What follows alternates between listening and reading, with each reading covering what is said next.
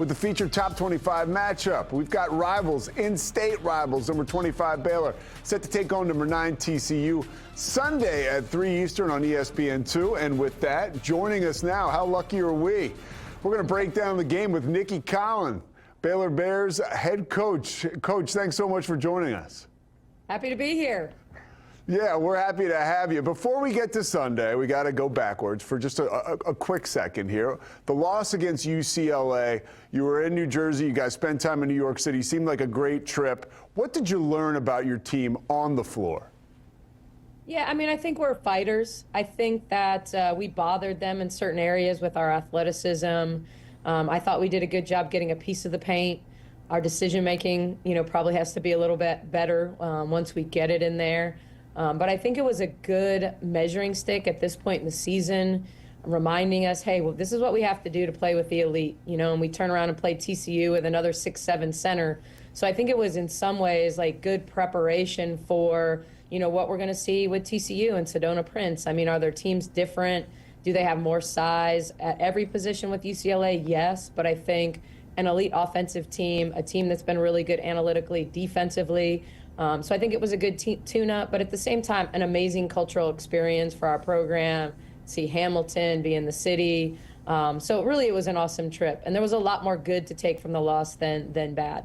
I love the positive outlook. But prior to that game, Coach, you guys have been rolling 5 straight conference wins. Senior leadership, to me, is what's really stood out. How have they stepped up during this recent run? Yeah, I think we've gotten really good production and really good balance, and I think that's who we are. I'm not sure we can rely on anyone to get us 20 every night, but I think we have 6 players that can give us 20 on any given night.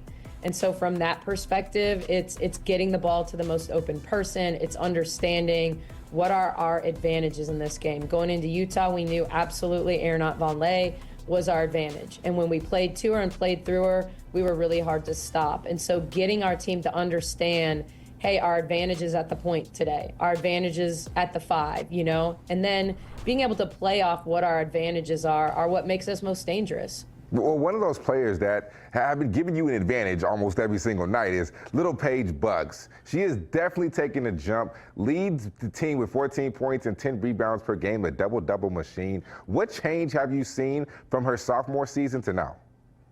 It's confidence, plus she's making the mid-range jumper more consistently.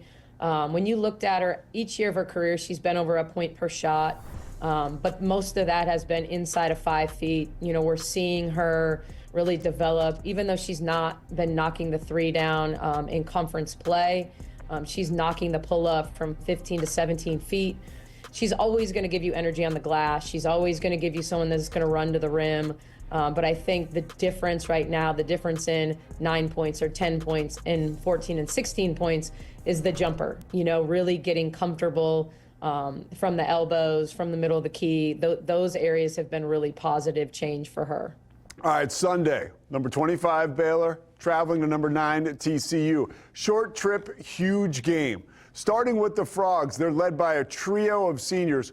What sticks out on tape about this team to you? Yeah, they flow really well. They know their strengths. They play to those 3. You can't give Connor a look from 3, with her feet set. She can get it off really quickly. But I think that combination of Haley Van Lith and Sedona Prince in the middle of the floor. Their ability, Sedona's ability to pick and pop. They can pitch and play off the pitch. They can play in the ball screen.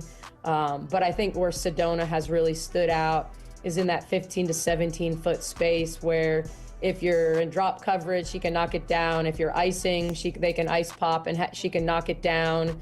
But I think that's where they're most dangerous, and then they have really good players around them because Emma Nope will beat you if you aren't careful. She'll get on the glass. She'll make an open 3.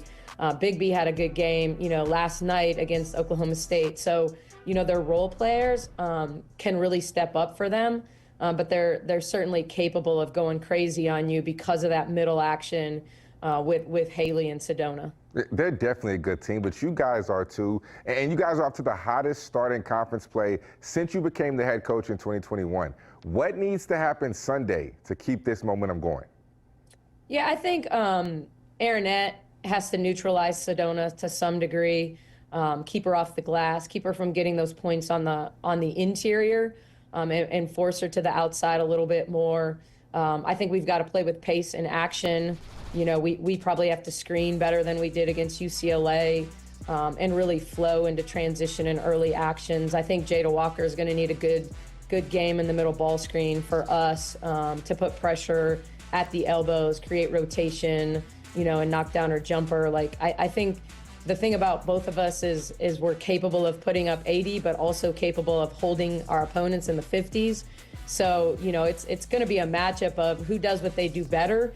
And we do a lot of things very similarly. So, you know, it looks a little different, but there are a lot of the same actions, a lot of the zooms, a lot of the actions for shooters, a lot of the same cross screen, diagonal screens to bring big to the rim. So they run a lot of the same stuff that we do. So it's just who has the better game. I'm not even sure it's a game plan thing. It's like whose players step up and make the plays necessary to win. And when you're on the road, you got to be a little bit better than home. Coach, I heard you mention Jada Walker. I love watching Jada Walker and Sarah Andrews play. What a backcourt you have there. Look forward to some more of that on Sunday. We thank you so much for joining us on Inside the 12. Best of luck to you. Thank you.